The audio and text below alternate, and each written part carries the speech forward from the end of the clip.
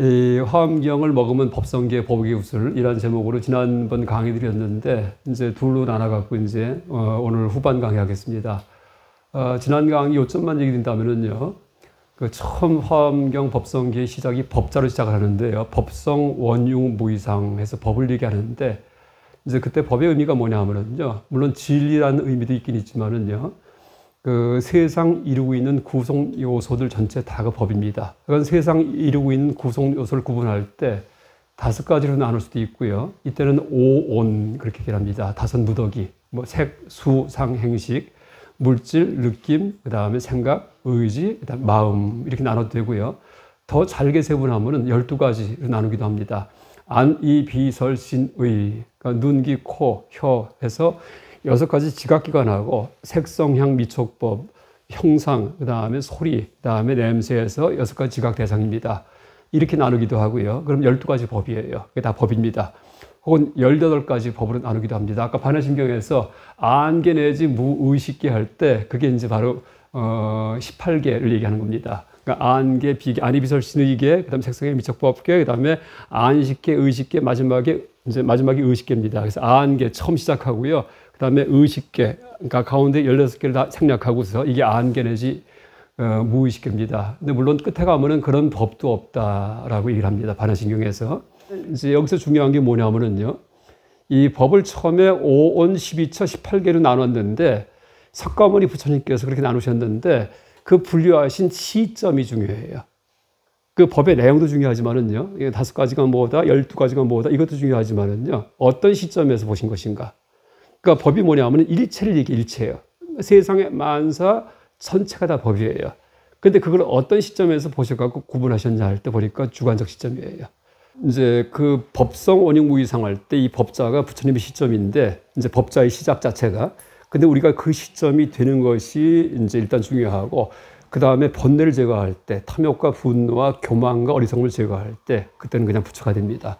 그래서 누구나 부처라고 할 때, 이제 그게 시점을 그 운전자 관점, 핸들 잡고서 운전석에 앉은 그 시점에서 한 얘기다 하는 거 아주 명심해야 됩니다. 이 법성계에 여러 가지 말이 있는데, 그 중에 참 현대 과학과 이 접목을 할 때 너무나 교훈적인 이제 그런 구절이 여기입니다. 일미진중 하무시방 일체진중 여겨시. 이 법성계는 화엄경의 가르침을 그 논리적으로 요약한 이제 그런 그 시가 법성계입니다. 그래서 한 점 크기 티끌 속에 온 우주가 담겨 있고, 티끌이 뭐예요? 점이에요. 여기 우주 다 들어간답니다. 우주가 다. 그 다음에 낱낱 모든 티끌에도 티끌이 여기에 이 공간에 가득해 있는데 어딜 잡더라도 어떤 티끌도 다 우주를 다 담고 있답니다. 그렇죠? 일체 진중 역여시, 역시 온 우주가 담겨 있다 이렇게 써 있습니다. 그래서 이게 참 희한한 얘기인데, 희한한 게 아니고 자연과학이에요. 근데 현대과학에서 이 시점을 안 알려주기 때문에, 그러니까 현대 그 과학 문명이, 서양 나온 과학 문명이 시점을 이제 이런 시점은 전혀 가르치지 않습니다. 그 화엄에만 나오는 시점이에요. 그래서 어쨌든 이제 이 가르침이 현대 문명에 접목할 때 참 새로운 통찰을 줍니다. 그러니까 이 가르침을 또 화엄종이라는 종파의 첫 번째 스님이 두순이라는 스님인데, 이분이 쓰신 저술 가운데 화엄 오교지관이라는 저술이 있어요. 여기에 이렇게 비유를 합니다. 그러니까 인다라망의 비유를 해요. 약간 세상 모습이에요. 제석천의 그물은 모두 보석으로 만들어졌는데 서남쪽 끝에 구슬 하나에 점을 찍으면, 그러니까 제석천 그물이 뭐냐 하면요, 그물은 그물인데 입체적인 그물이에요. 그러니까 면으로 된 게 아니고, 서남쪽 끝에 구슬 하나에 점을 찍으면 구슬 하나에 점이 찍힌 순간에 시방에 모든 검은 점이 있게 된다. 그러겠죠? 서로 비추기 때문에 점 하나 딱 찍으면 다 비칠 겁니다. 거울 2장 마주대면은요, 여기에 검은 점 찍으면은 그 점이 계속 비치면서 무한히 갑니다. 중중무진 이렇게 합니다. 중첩되고 중첩되는데 무진, 끝이 없다라는 그런 뜻입니다. 그게 뭐예요? 우리가 사는 이 세상이에요. 그러니까 이미 시방의 모든 구슬에 모두 검은 점이 있게 되기에 시방의 모든 구슬이 바로 하나의 구슬인 것이다 라고 써 있습니다. 그러니까 지금 그림으로 그려봤습니다. 오른쪽 이게 인다라망이에요. 인드라 신의 그물. 그래서 여기에 점 하나 딱 찍으면은요, 이 점이 여기에 다 비쳐가지고서 온 군데 다 점이 찍힌다는 얘기입니다. 그래서 이제 세속서 배웠던 거 다 깨져나가는 게 불교의 깨달음의 길이에요.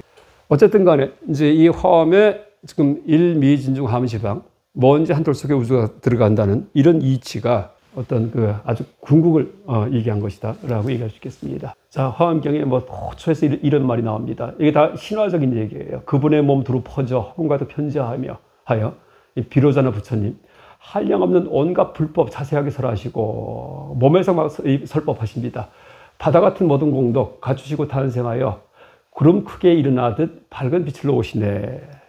아까 얘기했던 월인 천강지고 이게 다 같은 화엄적인 통찰이에요. 그러니까 사물을 볼 때 파동으로 보는 거. 또 하나 이제 이런 식의 통찰을 자꾸 하잖아요. 그럼 여러분 막 신통력이 생깁니다. 막 탁 떠올랐는데 누가 오기도 하고. 그런 일, 호랑이도 제 말하면 온다는 얘기 있죠, 속담이요. 그거 호랑이도 제 말하면 오는 게 아니고요. 화음으로 본다면은요. 제 말, 그 사람이 호랑이가 오면은 그 사람 말을 하게 된다. 이런 얘기입니다. 그 화엄의 조예가 깊었던 분이 타나 스님의 스승이신 방한암 큰 스님이십니다. 방한암 스님. 이분이 하루는 가만히 앉아 계시다가 아이고 마을에서 내 흉본다 사람들이 마을 동네 사람들이 그러니까 마을과 친하셨답니다. 마을 사람들하고. 그러면서 이제 막 웃으시더랍니다. 갑자기요. 노인분이. 근데 나중에 마을 내려가 보니까 바로 그 시점에 마을에서 송아지가 태어났대. 송아지가. 그러니까 새끼를 낳는데 사람들이 모여가지고서 보니까 눈매가 하남 스님 같다가 막 깔깔 웃으면서 하남 스님 눈처럼 생겼다고 얼굴이요. 송아지. 이러면서 막 그런 일이 있었답니다. 그래서 그걸 이제 멀리서 이제 이렇게 느끼시고서 아까 그 하남 스님 일화 중에 나옵니다. 그래서 화엄적인 통찰을 많이 한 분들은요. 약간 신통력이 생길 수 있다. 이것도 여러분 하나 마음에 담기 바랍니다. 그런데 지금 이 시대가 바로 그런 시대예요. 그러니까 화엄적 통찰이 우리가 좀 공부를 한 분들만 생기는 그런 통찰이었는데 지금 시대에는요. 누구든지 화엄적 그런 이치를 갖다가 쓰고 살고 있다는 얘기예요. 왜? 정보통신 문명 때문에. 그렇죠? 뭐예요? 모든 게 다 퍼지는 문명이에요. 내가 여기서 얘기하면은요. 이 방에만 있는 게 아니고 어떻게 돼요? 전 세계에 다 퍼집니다. 스마트폰 하나 가지고서 얘기할 경우에. 그러니까 어떻게 돼요? 일어난 사건이 지금은요. 어떤 사건이 일어나면은요. 그게 다 퍼져요. SNS 때문에. 그렇죠? 이 정보통신사회가 하여간 화엄의 이치가 뭐예요? 편재의 이치인데 그게 그 과학기술 문명으로다가 이제 지금 그 누구나 내가 지금 여기서 갖고 있는 정보를 전 세계에 편재시킬 수가 있습니다. 그래서 화엄의 가르침이 요점이 뭐냐 하면은 여기 써 있듯이 그 누구나 부처님이고 아까 얘기했죠. 누구나 세상의 중심입니다. 어디든지 불국정토예요. 부족한 게 없습니다. 모든 거 다 할 수 있어요. 그 다음에 누구나 세상의 중심입니다. 그렇죠? 그래서 이제 화엄경에 보면은 이런 말이 나왔습니다. 마음과 부처와 중생 이 세 가지는 차이가 없다. 내가 중생 생명체예요. 근데 내 마음과 또 부처님 마음과 뭐예요? 운전자 관점에서 항상 구심점이에요. 내가 절대자구나. 그래서 이제 지금까지는 불교 쪽 관점에서 쭉 얘기를 했는데 지금 우리나라 신종교 이제 근대 초에 신종교에서도 같은 얘기를 했습니다. 앞으로 세상이 천지개벽을 할 것이다 이렇게 합니다. 그래서 앞으로 그 정신세계가 열린다라고 그렇게 이제 주장을 한 분들이 누구냐 하면은 최재우, 그 다음에 뭐 김일부, 그 다음에 증상교의 강증산, 이제 강일순, 원불교의 박중빈 이런 분들이 다 공통된 게 개벽 사상이에요. 그러니까 그 전까지는 물질이 지배하다가 앞으로는 정신이 지배한다. 지금 여러분 정보통신사회가요 정신문명 사회예요. 여러분 요새 브랜드 굉장히 강조하죠. 브랜드 중시하죠. 그렇죠? 여기에 그 아이팟, 스마트폰 그 줄 없는 거 이거 딱 2개 꽂고 그 다음에 그 스타벅스 커피 한 잔 딱 들고 딱 다니면은요 폼 잡습니다. 그렇죠? 근데 우리가 볼 때는 이 아이팟 한 20만, 30만 원 하는데 중국산 사면은요 2, 3만 원이면 삽니다. 기능 똑같아요. 그 다음에 커피 이거 얼마인데 짜장면 한 그릇 먹으면 배가 부르는데 이거 배도 안 부르는 건데. 근데 요새 우리 연배는요 그거 도저히 이해 못 합니다. 근데 지금은요 그거 설득해봤자 되지가 않아요. 다 의미 갖고 살기 때문에. 그래서 이제 앞으로는 브랜드, 굉장히 브랜드가 중시됩니다. 그렇죠? 그래서 그게 뭐냐 하면은 세상이 바뀌었기 때문이에요. 이게 뭐냐 하면은 그러니까 이제 정역 팔계도라는 게 정역 팔계도. 여러분 태극기에 귀가 4개 있죠. 그거는 원래 복희 팔계도에서 따온 거예요. 복희 팔계도가 귀가 8개 있는데 4개 빼버리고서 4만 딱 쓴 겁니다. 그러니까 복희 팔계도는 천도, 그러니까 자연 질서예요. 그러니까 하늘이 있고 땅이 있고 해가 있고 달이 있고 건곤이감 이렇게 됩니다. 그 다음에 천둥치고 그 다음에 천둥치고 그 다음에 바람이 불고 호수가 깊고 산이 높고 그러니까 건곤이감 소원진태관이 질서정연한 게 복희 팔계도예요. 우리나라 태극기가 그중에 4개 빼고서는 이제 4개의 귀를 놓은 건데 또 하나가 문왕 팔계도가 있어요. 문왕 팔계도. 문왕. 그러니까 주역을 주석한 분인데 주역에 주석을 단 분. 근데 이분의 팔계도는요. 지구상의 방위예요. 지도, 땅의 길입니다. 근데 우리나라에서 새롭게 나타난 팔계도가 이 정역 팔계도입니다. 1890년대 전후에 갖고.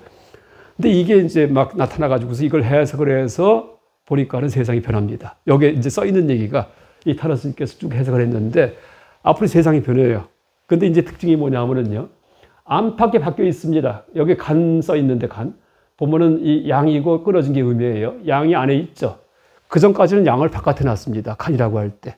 근데 이게 다 뒤집어 있어요. 수미도치라고 얘기를 하는데 뭐냐면은요. 과거 시대에는 군주가 백성을 지배했어요. 그렇죠? 근데 지금은요. 백성이 군주를 지배한다. 왕이 종이 된다. 이렇게 합니다. 요새 시대에는. 앞으로 리더가 되려면은요. 머슴처럼 해야지만 리더가 됩니다. 지금 시대에는. 그리고 또 하나가 이제 이 정역팔계의 특징은요. 이 곤이 어머니예요. 여자. 건이 아버지예요. 남자. 간이 소남, 젊은 남자예요. 태가 뭐냐면 젊은 여자예요. 칸태가 서로 마주보고 건곤이 마주보고 손이 장녀, 늙은 여자예요. 그러니까 여자는 뭐냐면은요. 음이 여자입니다. 근데 그게 제일 위에 있기 때문에 장녀 이렇게 합니다.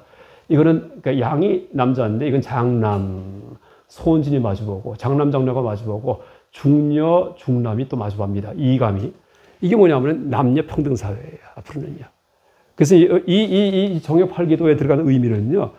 약간 그 백성이 주인이 된다. 그다음에 이 지배자 군주가 종이 된다. 이런 의미하고 또 하나가 모든 평등 세상이 된다라는 그런 의미입니다.